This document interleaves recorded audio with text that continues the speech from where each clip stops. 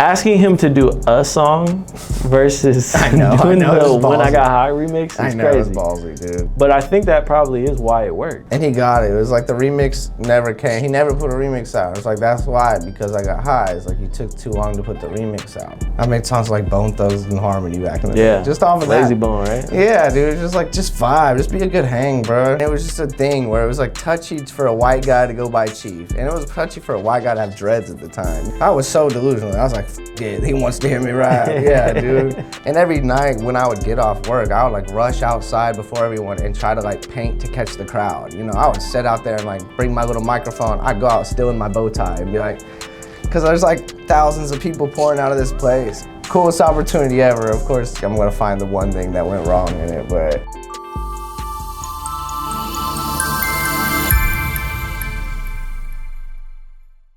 All right, man. Kid Lennon. Yes, sir. What's going on, bro? I'm here. You are here. I appreciate you being here. I'm honored. I was waiting, dude. Oh, were you? Yeah, long time coming, dude. Definitely. I'm excited. All right, I got this. I don't look at the cameras. Right? Just look at me. We're just chopping it up. They'll go away eventually. We'll lock in. But yeah, I mean, how you been, bro? Been busy for sure. Yeah, busy. Better than bored, but yeah, super busy. Traveling a lot this year, so trying to get used to that. Yeah, I saw you just got back from everywhere. Yeah. I was Austin and New Mexico both last week. Okay, I was thinking you were in New York for some reason. Were you just? That was like last month. Okay. Yeah, dude, it's been intense. That's dope, man. Well, like you said, this is the first time we did this, so you know, want to kind of go back a little bit. You born and raised in OKC? Yeah, kind of. Yeah. You spent some time in Texas a little bit, right? Yep, exactly. My boy's got a good memory. Damn. Yep. Born in Midwest City. Moved to Texas, came back, graduated Southmore. So, yeah, been all around this little state. All over. You weren't really always like on the artistic type of stuff, right? You're playing soccer more so, and. Yeah, dude. I like to draw. I was grounded a lot, so I like had to. That's how I learned to draw, you know. So I always could, but I never thought of it like to do it like with my extra free time. Yeah, it was just sports and vibing. Yeah. What were you getting grounded for? Dude, I don't know. My mom was hella strict. She knows it too. She's like a whole military mom, but not even in the military. Just, you know, she had a lot of rules, and I didn't follow them all. I've always been this little free spirit, so okay. I get it. You know, she had the rules. I broke them. It was warranted, but yeah, she was real strict. There was like no TV, nothing. So you're just sitting there with like pen and paper all day. I was like, all right, I'm gonna start drawing shit around me. Yeah. So I mean, so nothing crazy. You weren't like, I mean, you were a good kid. You were just, no, yeah, dude. I was still like Stuco president and stuff while being grounded every week. It was crazy, bro. Always, yeah, AP classes. This is until high school. You made it seem like you were in solitary, like you had nothing to do. By high school, I would start wilding for sure. Okay. By like, junior, senior year, I was definitely not a good person, dude. I was definitely like as bad as a kid can get for a while. Okay, so just drawing at first. Where did like music come in? I think, after I graduated, I wanted to do music. Like, senior year, of course, everybody's rapping and freestyling to, like, No Ceilings and Wayne. And you can tell that, like, oh, yeah, I'm like, I can do this easier than other people. And I was like, oh, this is, like, a real job nowadays. Let me just see if I can make music for a living. And then, of course, when it came time to, like, figure out how to make money as an artist, it was like, oh, I know how to, like, paint and do music to, like, supplement when the off seasons, you know. It was kind of like this natural evolution for sure. Yeah. What year did you graduate high school? Too long ago. Okay. Yeah. Okay. 2011. Oh, okay. Yeah. That's old. I mean, it's pretty old. Don't lie to me, dude. I mean, don't lie to me, dude. It's older than some people, but younger than a lot of people. I'm blessed, dude. Most of my friends definitely were like past pretty young, dude. My whole high school was like a little cursed school. So. Where'd you go? Southmore. The whole Moore, that era was just like opioid filled. Yeah. You know, pilled out. It's just, it wasn't even set up for success. Yeah. Damn. Yeah. Well. So I'm like, it's a cool thing to be able to grow old. A lot of people don't get that chance to complain about it, so it's dope. Definitely. So when you get to that point where you're like, okay, I got to figure out how to like make music from, is it just like I don't want to get a job type of thing? Like, No, it was I like have either money, or did it just start happening? It was either go to school, like college, the normal route, or, you know, figure out this shit. So I was like, I'm just gonna go for it. And so what are you doing at that time, I guess, is my question. For money? Just, yeah. Not necessarily, but just like, where are you at personally? Like, what's going on? I was kicked out end of senior year. So I like started this journey like homeless, trying to figure out like where to sleep. Yeah, and then eventually I like I noticed my friend's car was open one night whenever I was home. I was like sleeping outside, and I walked by my friend's house, and I slept in his car that night because I was like, it's cold, bro. And then his mom saw me and invited me in, and me and that homie got our first apartment, and I like, of course, got my first studio in the closet, and yeah, it was just like working a job, coming home, and like using my time wisely to like create every day after work. It was kind of just had to pay the bills. How'd you get kicked out? Just chill, bro. It's yeah, I'll be like, yeah, senior year. Like as a motivation tool, like yeah, you weren't doing anything, or what? No, I was like definitely strict. Like the real reason by the end I kicked out is because my mom went out of town. I let somebody stay the night at my house, and she said, "Don't have anyone over." She was just like, and she caught me by being like, "Hey, that blanket in the hall closet is crooked, and there's no reason you would move them unless you use them to have someone stay over." That's how like she was so dialed in, bro. She's like, "Why is the blanket crooked? Get out." I was like, "What?" I was like, "For real?" She's like, "No, you gotta go." And I'd already been like kicked out for petty arguments and like in the years prior. But so is that still in high school? Yeah, this is like end of senior year. So I was like, okay, cool. You know, let's just start this thing. Yeah. A little early, a little prematurely. Yeah, just go for it, man. Okay. And then so you just dive into music and art at that point. Yeah. And then working a lot of jobs and literally just, I had like my days broke up. I was like, if I have 8 hours to sleep, 8 hours to work, then I have 8 hours to create. It's like this 24-hour thing. If I use that wisely, I thought eventually it would pay off, you know. So yeah, it was really just that routine for a long time. How long did that take before you started kind of like getting some momentum in that, you know what I mean? I'd say like till I was like 23. It was like literally 18 to 23. I was doing any open mic you could think of, any show you could think of. It was like annoying at the point where I was on every single show because I was gonna find a way to like get my name out there. I definitely went like the old school route. I probably should have spent more time on the internet back in the day. I was just like, you know, earn your respect, do your open mics, get on all the circuits, open up for people you look up to eventually. And like, yeah, I did so many open mics to the point I was running the open mics at Hubbly Bubbly back in the day, and then that's when Shaq walked in, and like, so yeah, it was like until that moment, it was the same shit every day. It was just literally. I feel like kind of like researching you a little bit, you know, I know that's weird because like I know you. It is weird, but like, you know, I have to do a kind of a deep dive. So like. I'm interested. Yeah. No, I was just gonna say, I feel like you, like one common theme is like you haven't been afraid to like kind of ask or like, how do I get in a position? You know what I mean? Like if you see something, and I feel like that's a very underrated like. Bro, we're in Oklahoma. Yeah. What are you doing, like being shy about something? What are you gonna do? The worst they can literally say is no, or no, at least have you in the back of your mind, and just show face and like stick to your word and do well. I think it eventually pays off. So just make sure you're ready for those opportunities you're asking for. Yeah, that's the only thing. I always felt prepared. I was like, I'm working so hard behind the scenes that like, yeah, anything that happens, I'm ready for it. So I think, yeah, it was kind of delusional, but it works, you know? Yeah, for sure. So, I mean, you already talked about it, so let's just go ahead and get into the Shaq. Yeah. Because that was kind of like, it feels like kind of the first like big thing that happened to you, essentially, right? Yeah. Yeah, like literally. So, I mean, take us through that, just kind of a normal open mic, Hubbly Bubbly, regular situation, and Shaq happened to be in town and came in and sat down? Yeah, pretty much. Yeah, it was like 2016, the finals, whenever we were in the finals. Yeah. Yeah. And I think Western Conference Finals, right? When the last year before. You know, I know so much about basketball, bro. Yeah. I was hosting a poetry night that night. So and I'd worked at the arena the day of. Like, I worked at the arena that night for the game because I used to serve and bartend at the arena. So I watched the game and I saw Shaq down there doing his thing for TNT. And then I went to the open mic I always host. That night, it was like a poetry night. Yeah, and it just so happened in the middle of people doing poetry, this giant figure walks in.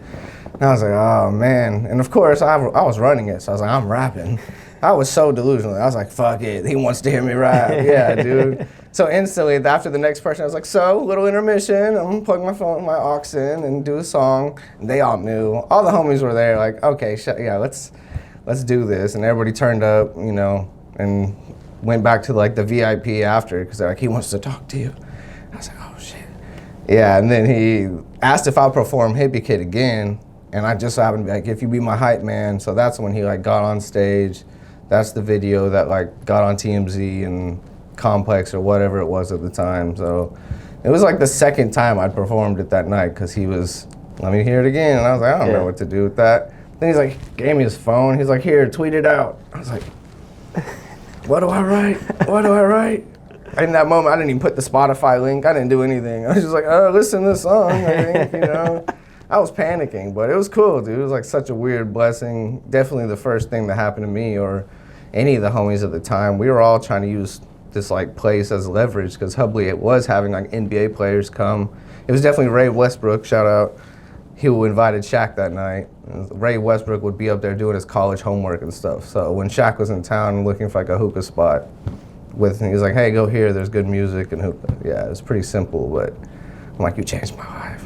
Yeah. But kind of that first like affirmation of like, you know what I mean? Just put yourself in the spot and. Yeah, and like, yeah, I'm not crazy. I think it was like, okay, I thought, I of course think my music's good, but I think once, okay, somebody from outside of Oklahoma comes and maybe someone who's been around some good music in his life, kind of like, he gave the more of the cosign in the rap world where it's like, he's not like the craziest rap cosign, but he's a cosign as far as like he understands most famous people in the good world. Entertainment. Like, yeah, and I was like, yeah, whether I'm just like this weird hippie kid to him or like he gets it, I think he gets it. You know, he felt like a hippie kid to me. He felt like a dude who just wants to come, have fun, laugh, vibe. I was like, that's what I was preaching in the song. It was just some weird. Yeah, when the universe comes together every now and then. Yeah, and then you kicked it with him for a little bit, didn't you? Yeah, and then the next night, he was like, what are you doing? I was like, whatever you're doing, let's hang out. And it was just, I showed up thinking it was going to be a bunch of people, just me and him. He was playing beats that he'd made. He showed me old features he's had with everyone that were never released. Like, yeah, and then he sent me a whole bunch of beats to make a mixtape too. He's like, you should rap to this, you should rap to this. And I made him like a secret Shaq tape. I got to find it one day.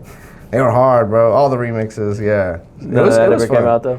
Yeah, because I didn't know. I was like, I just sent it to him. It was just like something he told me to do, but I should probably just drop it. Yeah. Yeah, they're still hard, yeah. Probably, had like Panda remix and Dreams and Nightmare, whatever.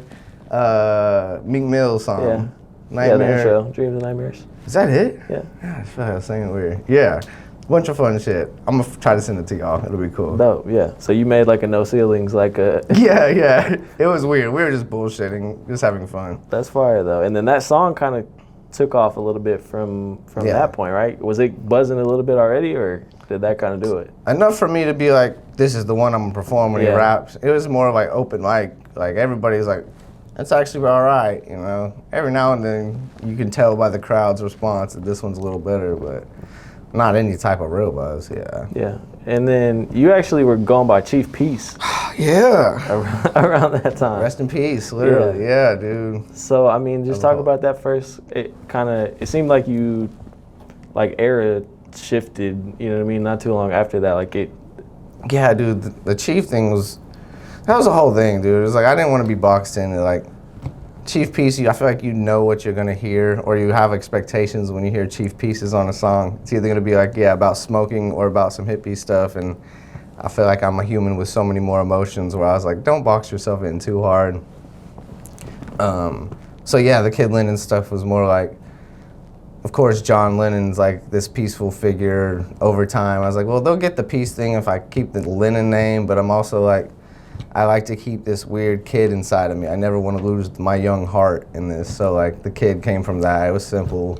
It was like a little less, you know, those words, Chief and Peace, are just so like poignant. I don't even know how to explain it, you know? It was literally just like a feeling thing. I was like, I don't want people to even like know what a Kid Lennon's gonna sound like. And I'm sure eventually I'll change it again, dude. That's me, dude.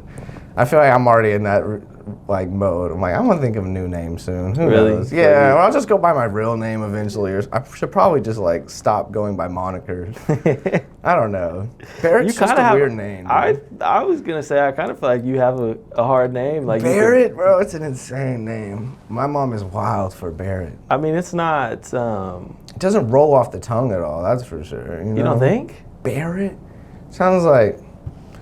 I don't know. Maybe y'all. I feel like it's unique enough. I feel like if I throw my middle name, name, Barrett Michael, it's like, oh, now it sounds like an old artist or something. Yeah. Or a wrestler. Or oh, damn it. Okay, see.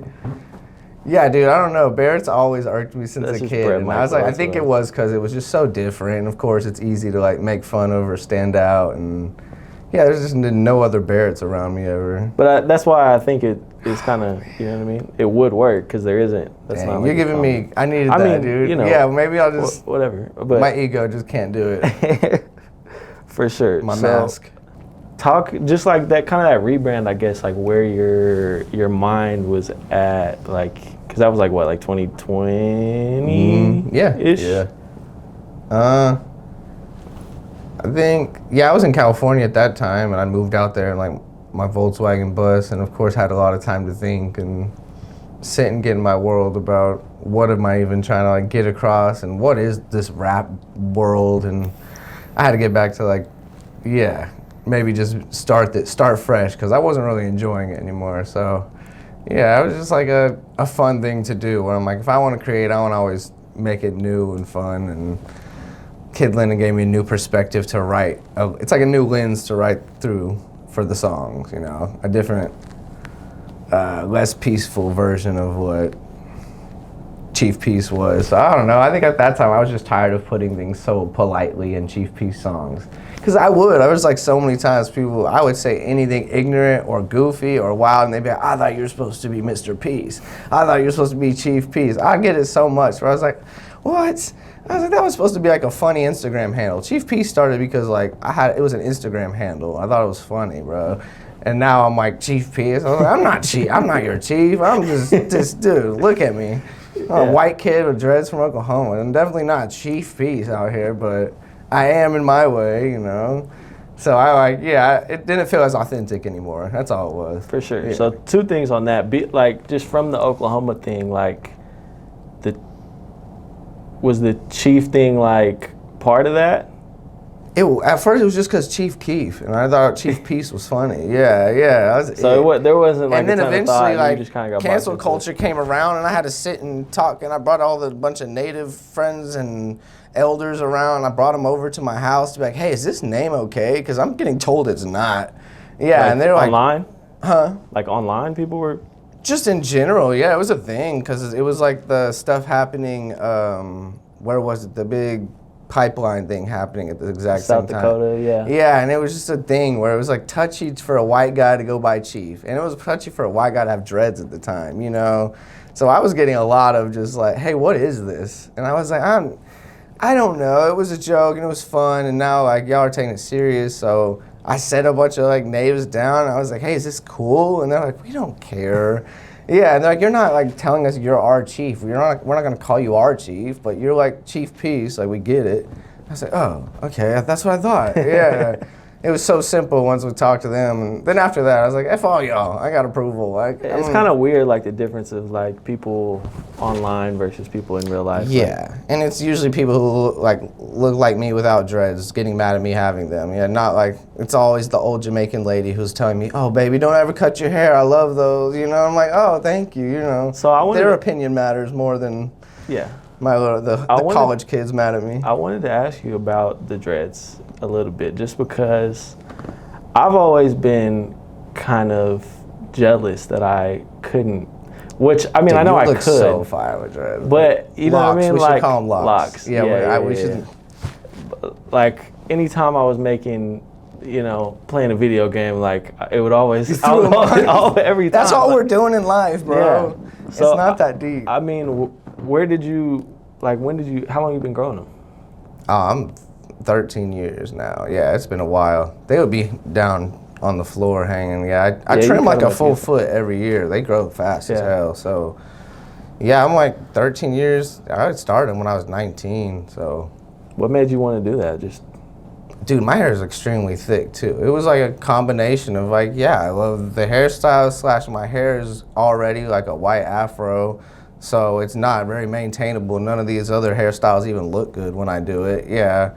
So it was just simple. I was like, I'm gonna do it. And then right before I was doing it, I'd met somebody who made it a little more spiritual for me. And they're like, hey, this is like a thing. And, you know, it is a commitment. And make sure you, like, he told me to write a letter to myself, like a contract, like stick with it for a year and write down how you want to grow with your hair. You know, you should always be growing as your hair is growing.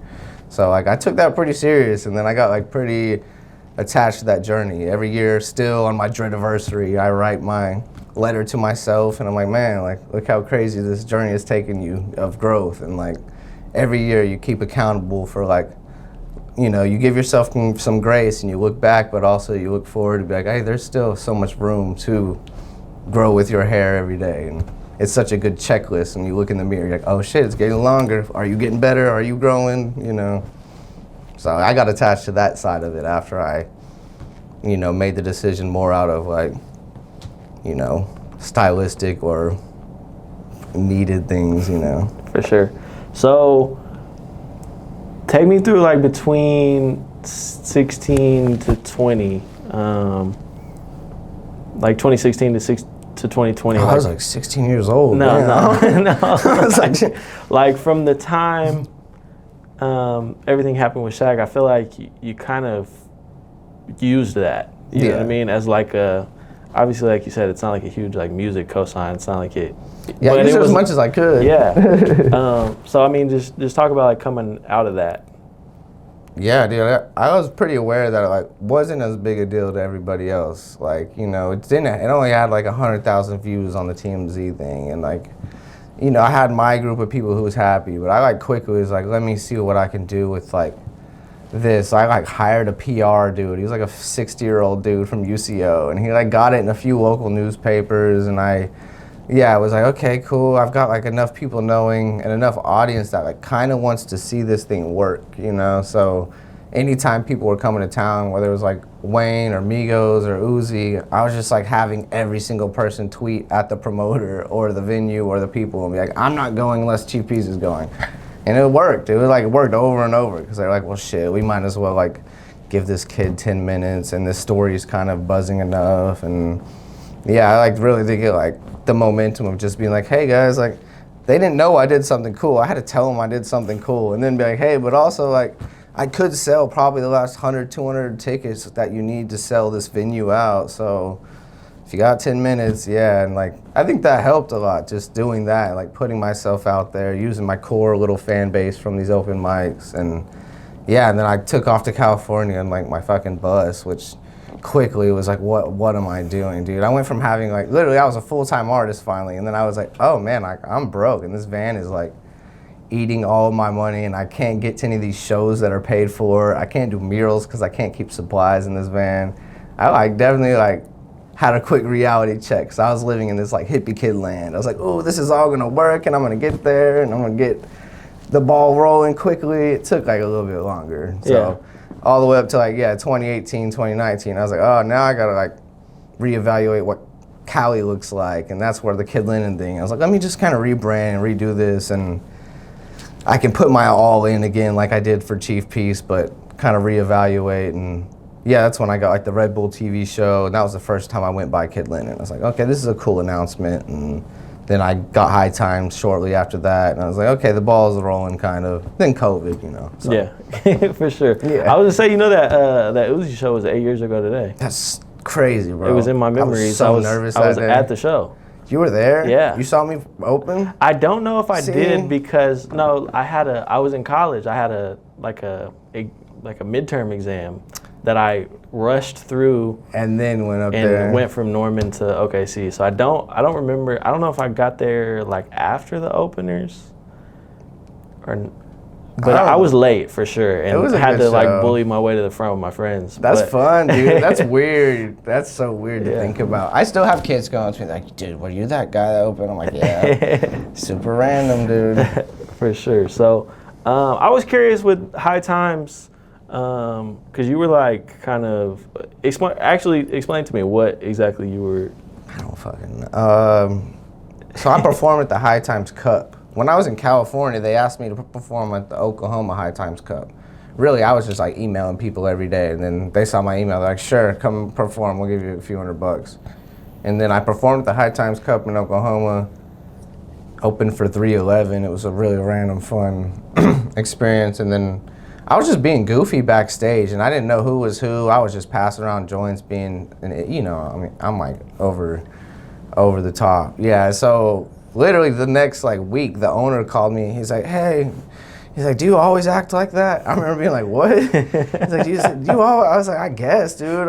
He's like, well, you want to like do that on live? So literally I just became like a host, I guess, and like every Tuesday I would just get on there live, dude. And they're like, just do something.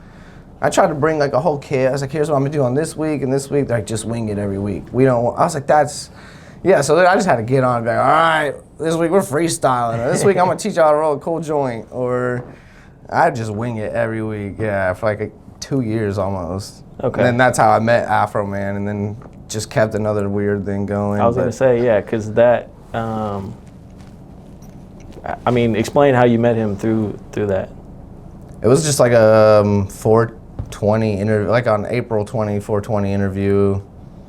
In like 2021, during COVID, where no one could hang out and interview in person. So we interviewed him on like Zoom for the High Times Live for 420. And then he like said something about me on the live, and then all the people were like on the live were like, hey, he raps too. And I was like, hey, let's make a song. But he didn't really care then until I like sent him the whole concept, and yeah, we went for it. But yeah, and that's another thing, like I said, kind of, I feel like is a theme, like you just, fuck it, like, dude. Can we do this? I feel like if you come with like a fully formed idea, bro, it's like hard to say no. You're like, oh, I see the vision. I had the full storyboard. I had the whole song written, made, and I had his verse made on there just with somebody else singing. I was like, you just have to say this part.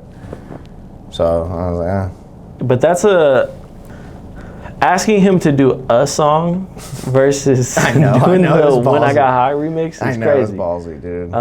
But I think that probably is why it worked, you know what I mean? Because he, like you said, you had the whole idea laid out. And he got it. It was like the remix never came. He never put a remix out. It's like, that's why, because I got high. It's like, you took too long to put the remix out. This can work now, because that's the only reason it'll work is if your verse is about, that's why I took so long. And I was like, it's a full form concept. I flew him all the way into town and had the whole video set up. All the extras were there. My sister was flew in to direct it before he even heard the song.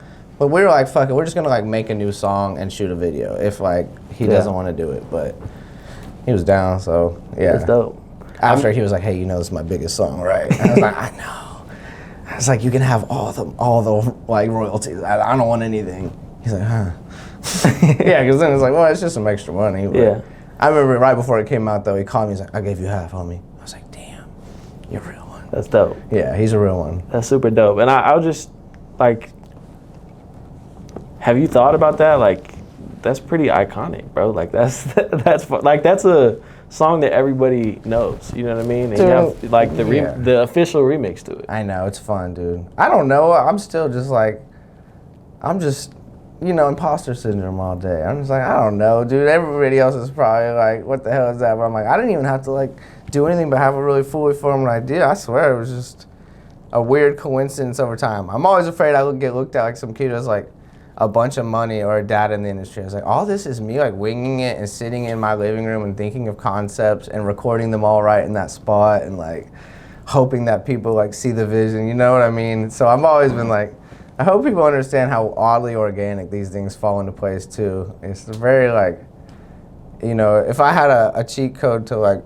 make it work, I probably would have done it, you know, a lot faster and better. But I feel like I can't always figure out at least. Like if you can get me in the door, I'll figure something out. Yeah. And then, so just talk about kind of that relationship, because you guys did Who Wanna Smoke, and then you went on tour.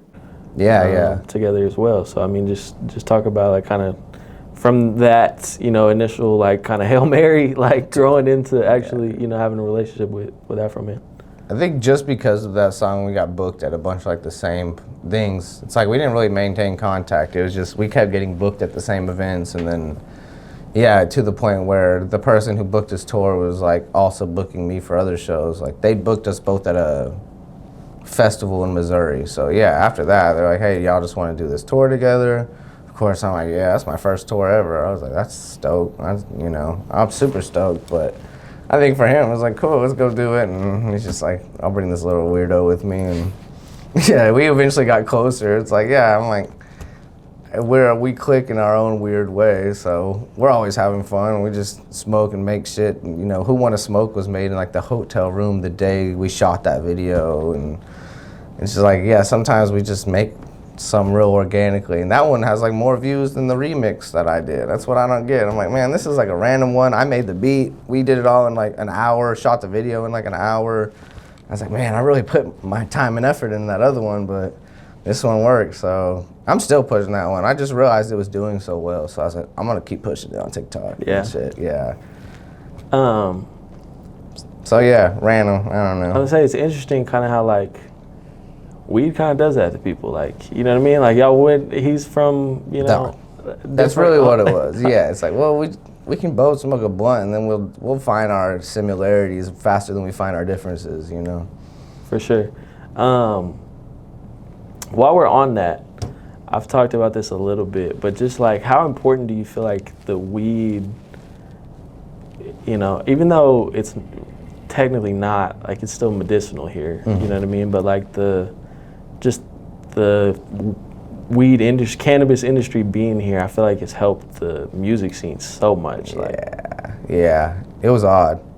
And I was still in California when it became legal. And that's why during COVID, I got hired for like Thunder to do art. And I was like, oh, that's cool. And then I'd come back and like do different gigs. And I kept getting hired so much, like for a show at a new dispensary every week. That new dispensary was open, they either needed like a mural or a show. And I was like, holy shit, like Oklahoma was booming during COVID. It was weird to the point where I like got an extra house here, and now here I am still here. I don't know. But yeah, I think the weed thing got like everybody these new like opportunities. It was like a whole gold rush of like, oh, people got some money out here now, and they can invest in these random rappers. And I've seen like a lot of my rap friends get their tours funded and their things funded from weed brands. So I'm like, I don't know, who else is like in the culture and has money to support rappers better than like a bunch of weed owners, you know? It was kind of like a match made in heaven. I never would have even predicted that. It's so weird, dude. Yeah, no, but I feel like it's brought a lot of opportunity for a lot of people, definitely. Like between, like dispensaries booking shows and people coming out here to like promote strains and, you know what I mean? Yeah, just crazy stuff that wouldn't have happened, otherwise. I never imagined it for Oklahoma, bro. I was in California. I was like, weed's never gonna be legal in Oklahoma. Yeah, and then all of a sudden it was like one vote. It happened. I was like, oh shit. I was coming back and doing shows while I was there for like with voter registration packets here just to get people to vote while I was gone. Yeah, I was like fighting for it while I was there, but I still didn't believe. I was like, there's no way. I figured we're 10 years behind. That's super easy, I think, too. Yeah, everybody's like, nah, we need we're bored and sick. We're super sick. For sure. So talk about you mentioned it a little bit, but like I've always thought it's super dope that like you have the music, going on and going well, but you have like you're doing graphic design, murals, and just a bunch of like, is that like on purpose or just, I don't know. Oh, that's an interesting question. It was definitely out of necessity at first. Like, when I was still trying to get my buzz at Hubley, like the only reason the Hubley owner found me is because I would go downtown every day and I'd like paint for an hour, then rap for an hour, paint for an hour, rap for an hour. So it was always like, I was doing both always. And sometimes, I'd be booked for like a bunch of shows this season or a bunch of murals this season. So it was really out of necessity at first. And I'd always say like, the goal was to do music full time and just do art when I feel like it.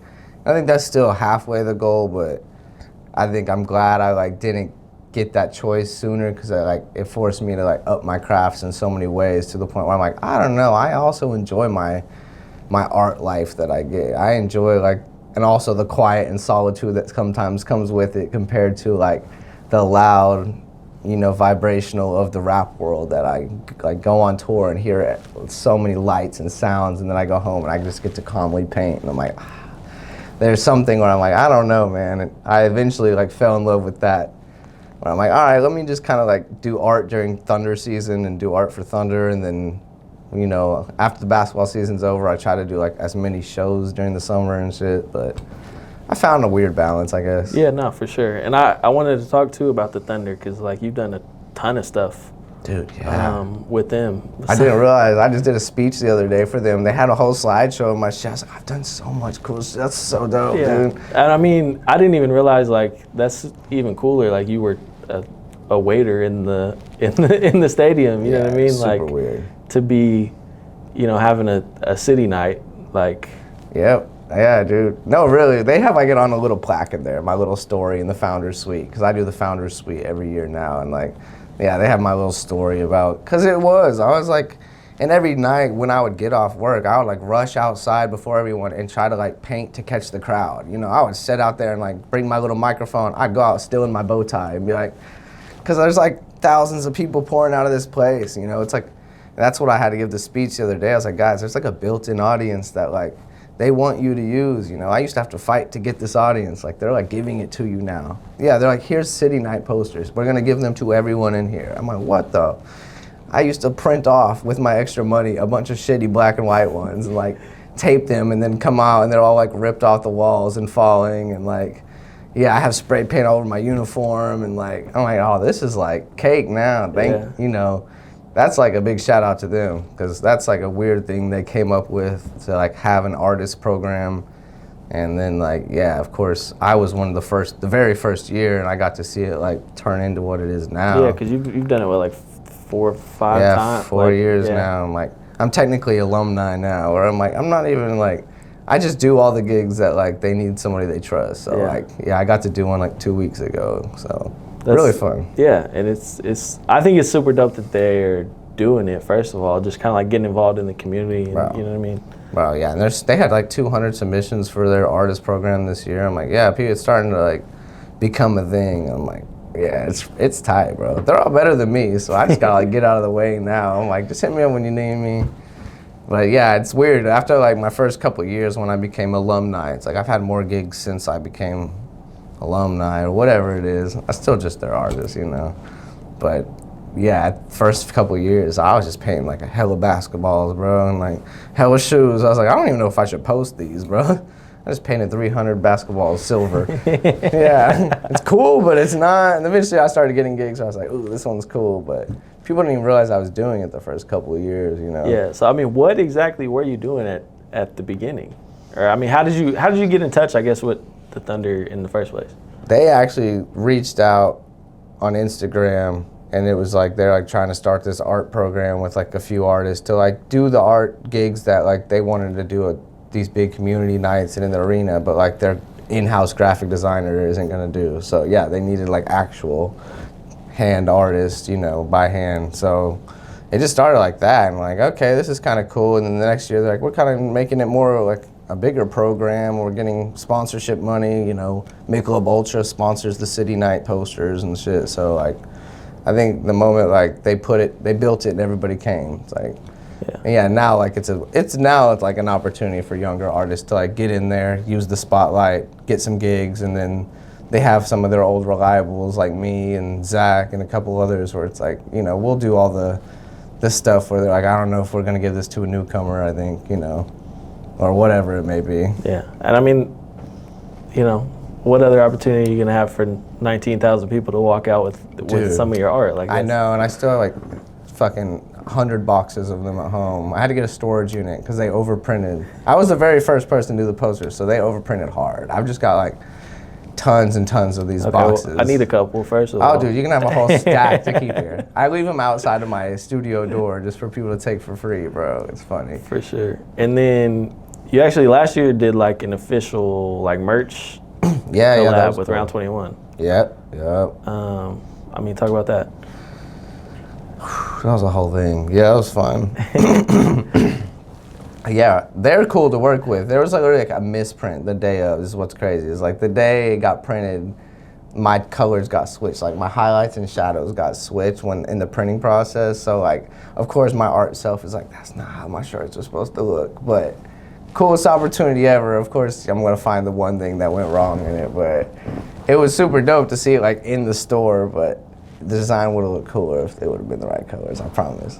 Next time, next season. Yeah, so what, just like... Do you get what I mean? Like if there's like a shirt, imagine a basketball and it's like, it's one color is one and then your highlight's like a lighter color. Yeah. Imagine they switched it on accident, all of them. So like all the black was white. And Exactly. Yeah. So like it still looks the same, but some just looks off. You're like, some don't look quite right. Like it's not quite the right shadow.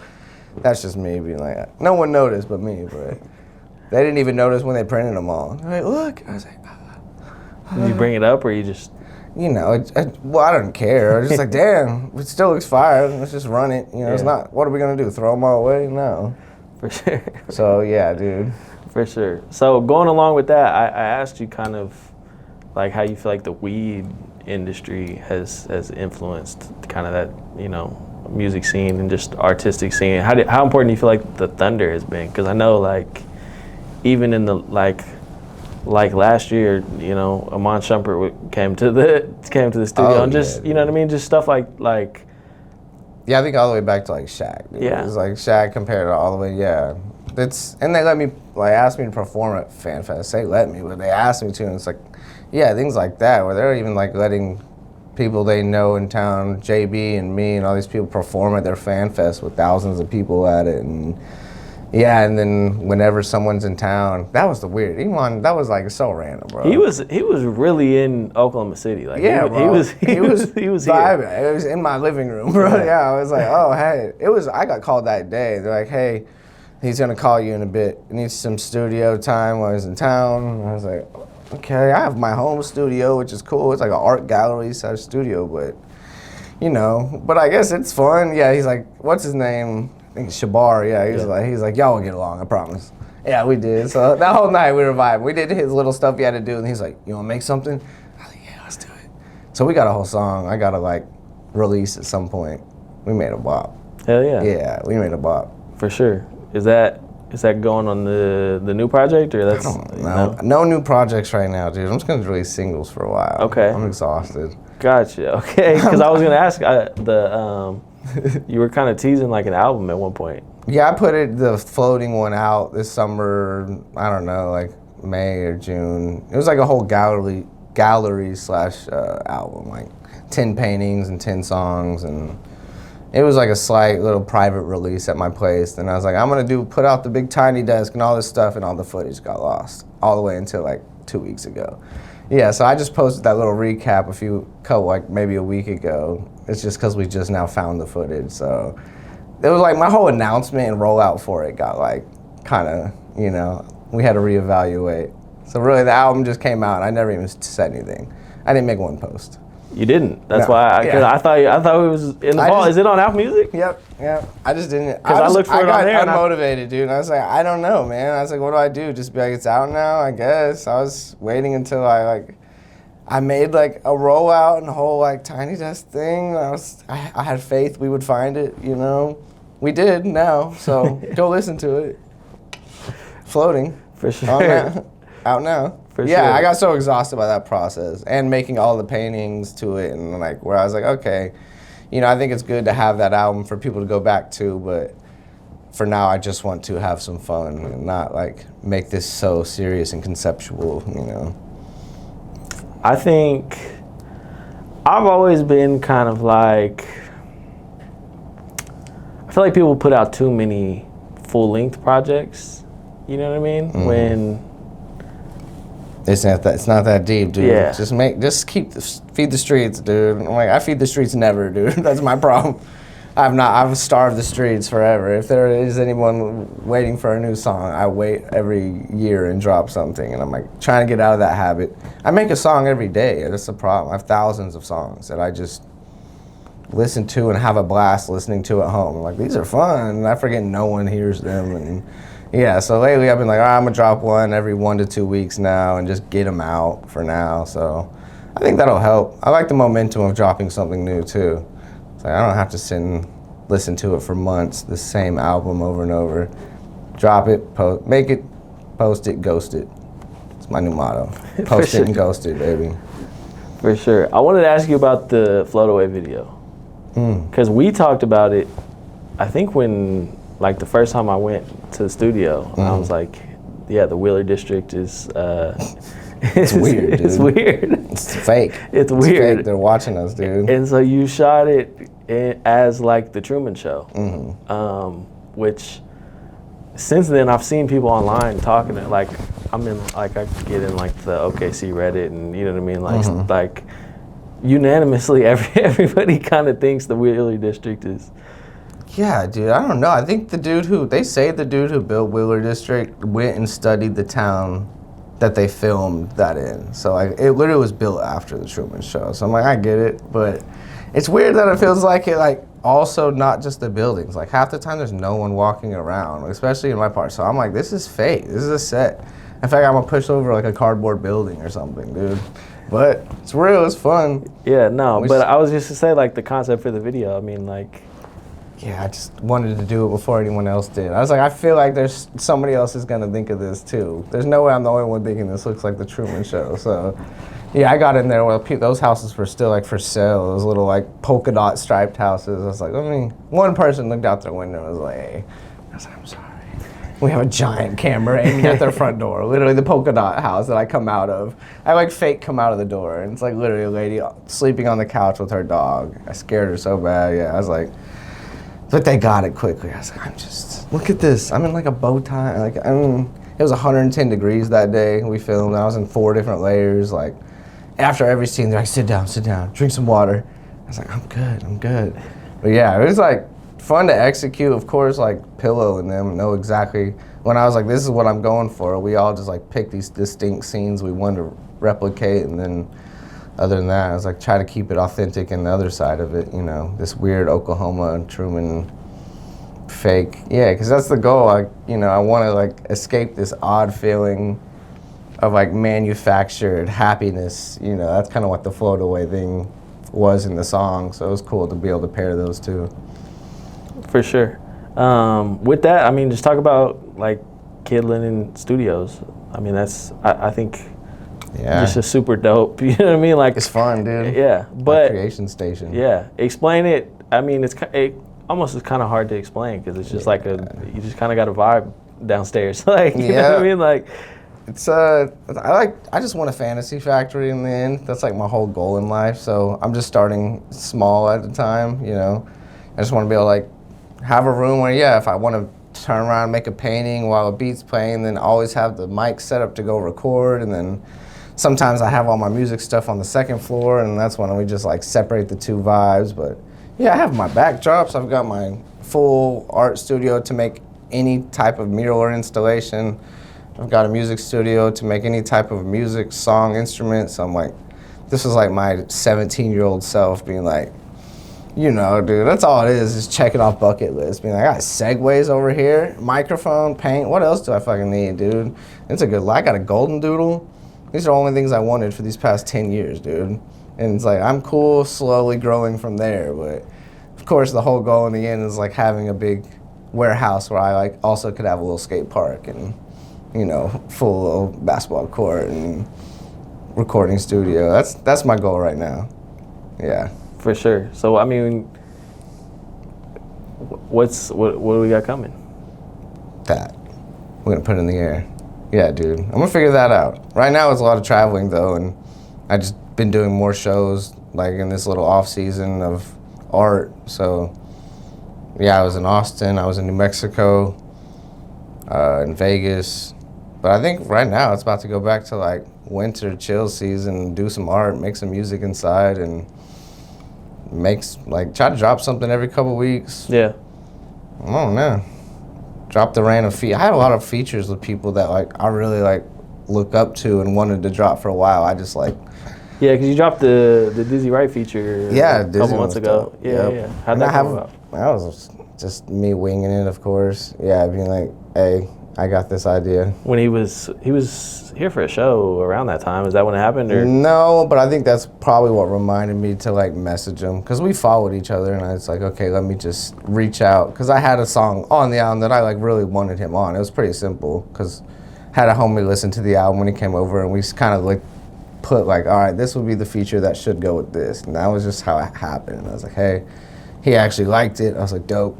And then yeah, we made it happen. And then I just so happened to be in Vegas the same time Pillow, and then we're gonna be there, and then I knew Dizzy lived there, so we all just like made the video work within like a 24-hour span. And yeah, that was like a weird lucky chance to be able to like get in the same whatever vicinity to knock the video and song out. I feel like you keep saying that, you know what I mean? Like, it's like, oh, I was just lucky. But at a certain point, it can't be lucky, you know what I mean? Yeah, luck is just when you're prepared for the opportunity. It's when preparation meets opportunity. It's like, I stay prepared, you know, as much as possible. It's like, I think that's it. It's like, yeah, so anyone wants to work right now, I don't care who it is, I've got to be. I've made a pack for J. Cole. I've made a pack. Every time I go open for someone, I have a pack of beats ready. I'll make a painting with their face on it and let them know that I'll rap them on the song. Just so they know, like, oh, okay, he does this shit and he's not going to waste my time. Well, let's just kick it later and make something, you know? I made songs like Bone Thugs and Harmony back in the day. Just off of that. Lazy Bone, right? Yeah, dude. Just vibe. Just be a good hang, bro. Most of these people just want a good hang, and then if you just so happen to be good at your craft, I think that's when it's like just work on your shit in the dark. So when you Even that was like, wasn't Dame in the studio when y'all did that? Yeah, exactly. Damian Lillard. Yeah, it was still the randomest thing. I never know what's happening. I just opened for them at Tower because I was like, my same solution. It was like, hey, I should be opening for them. And then they're like, cool. And then after that, they're like, where's the studio? And I was like, let's go to Castle Row. And I just invited myself with, of course. And then I started freestyling whenever rapping to the beat. And I was like, hopefully they like it, you know. And he looked over. He didn't even know I opened for them. He's like, you rap? I said, I just opened for y'all, man. I said, that's so disappointing to hear. I thought y'all maybe heard me, you know. He said, well, hop on, you know. Yeah, Damien was there. It was really weird. I forgot about that. That's interesting. Yeah, I don't know. I think... You don't know what he was doing there? Yeah, I don't really know in general about your question about how things, like, fall into place. But I think, yeah, if you're in Oklahoma and maybe... I don't know. I'm like, I don't know how that happens. Yeah, I don't know why he was there. Yeah, I don't know the random sequence of events that leads to these things, dude. Yeah. It took me a while to realize Ray is who invited Shaq. I was like, why was Shaq at Hubley, dude? For like 5 years, I was like, why was he there, dude? Why would he show up? I thought it was Illuminati, dude. I don't know what was going on. For real, I was like, I don't know, man. I'm starting to second guess everything. They've been watching me. For sure. Well, like I said, man, I think... you kind of being humble, you know, that was my point. Is like, it's not luck, you know what I mean? You put yourself in positions, and I'm lucky for sure. I mean, that's a certain, you know what I mean? Yeah, I get what I appreciate. I'm bad at taking compliments. Yeah. Thank you, dude. Yeah, thank you. I'm gonna say that. Yeah, for sure. Well, I mean, we're excited to, you know, see. It definitely seems like you're stepping your content, like social media content. It feels like that? It feels like it to me. Hell yeah. Thanks, dude. Is that... I hope. I'm just winging it, dude. I thought it was like a concerted... I'm trying to like post on TikTok more. That's been my goal lately, because I'm like, it seems like the new record label, the new A&R is just TikTok. So I'm like trying to get over my hump of even just like opening that app every day. I'm like been an Instagram kid for so long. I'm like, I make myself just open TikTok every day. It's like ridiculous. I'm starting from square one. I hit 5,000 followers yesterday, so... You know, soon, you know, I'll find my audience. I think it's easier to find your people on there, it seems like. Like, anytime I try to find my people, like, it's really hard for me on Instagram. I don't know why, especially over, the updates have evolved on it. So, I find myself, like, going more that route. So, I feel like people could probably look for me more over there. I don't post on Instagram as much. I get real insecure, dude. It's hard. What do you mean? I don't know, dude. Instagram seems like, so like my audience is definitely different, where I like got a bunch of art followers at one point, or a lot of music followers at one point. And I feel like if I post just my music too much, I would start losing art followers. If I post too much art, I lose music followers. I can't find people who are just like here for the, you know, as like, I just like to watch this guy create, you know? And it seems like in TikTok, those people are more there where they're like, oh, I just like what this is, you know? I seem to like fall into like the weird niches in Instagram where I feel like I have to keep them all pleased and I don't know how. I'm like, I just make shit, you know? I never like, I'm not a rapper, I just make things. I've always been a kid who likes to just, yeah, I'll build something today. I'll go get some I'll get Play-Doh. I don't care, bro. Like, so I want my, you know, my audience, I'm trying to get them more formed to be like, oh, this guy just makes stuff. So I've been like trying to reevaluate how I'm gonna narrate my videos and how I'm gonna like find my audience and not kind of like box myself in. It is hard though, like we've ran into that a little bit with like the different, you know what I mean, avenues. I can't imagine, yeah. And if y'all wanna do this /podcast/ mic drops / yeah, I don't know. And I can't keep y'all all happy, so hopefully I'll just, the ones that do stick around, I'm like, nice. And I just feel like it used to be a lot easier to grow and find my people on Instagram. And I don't know, maybe it's just me. Maybe I'm getting old and I don't get it, dude. My jeans aren't loose enough. Dude, I can't keep up. I've been trying to do this thing lately in my photos, you know? I can't. I have Air Forces on right now. It's my first time having Air Forces, by the way. Pretty nice shoe, guys. I'm more of a Vans Converse guy. Decided to get some of these bad boys. Kind of get it. It's a versatile shoe. Dude, right? I'm like, what? I wore this to the gym on my bike ride right now. I roll my ankle a lot. These are a lot taller than my other shoes, dude. I'm so used to being ground level. So yeah, that's what's new in my life. If you want to know, dude. Air Forces. I got Air Forces. The only thing I didn't ask you about that I was curious about, I kind of didn't find it in the sequencing. How'd you get the stuff with OU? Dude, that was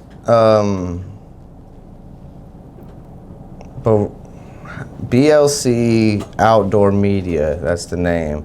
It was like these people approached me back in the day to like do art for these big vinyl signs. So it was really like the sign company was hired by OU and they needed an artist to make their new whatever. So it was weird to the point where I was like, I didn't know it was gonna be used on like a bunch of stuff, you know? Yeah, I mean, it was all over. Yeah, I was so confused. I had no idea. All I did is like, do this, cause I did like a few cool versions of it, dude, and they like narrowed it down to like, we just want the 2 logos and the X, and like, I get it, you know, that's kind of their thing. They keep their branding pretty across the board, but I had some pretty cool ones, but I was still stoked to see it everywhere. I was like, that's my X.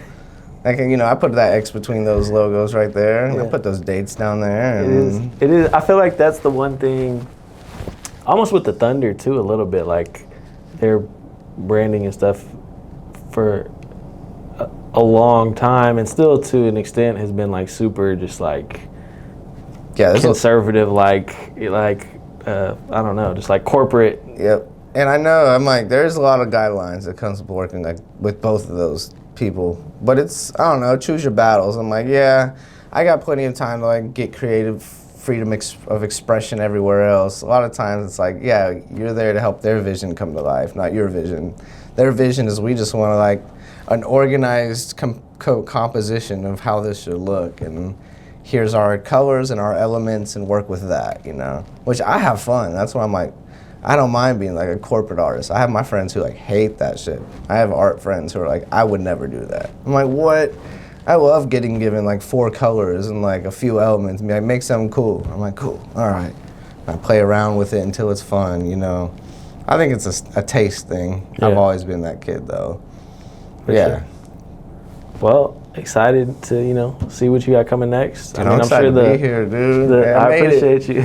I made it, dude. I've been trying to be on here forever. Coming in, bro, sitting down with us. I'm sure, you know, basketball season started. I'm sure you got something coming with that. I know you said you're dropping new music a couple times a month, hopefully. So just making stuff. Definitely, bro. We'll see what shoes you wear next time I see you. No telling. What y'all know about that? I know. What am I going to pull up in next time? I got to step it up. I got to get something like those. Those are cool. Thank you, man. I don't even know what those are. Shout out to Clean. What is it? Clean. Yeah, shout out Clean. I'll get it hip soon. Yeah, dude. Thank you for having me, for real. No doubt, bro. Super respect what y'all do. I think it's so important, dude.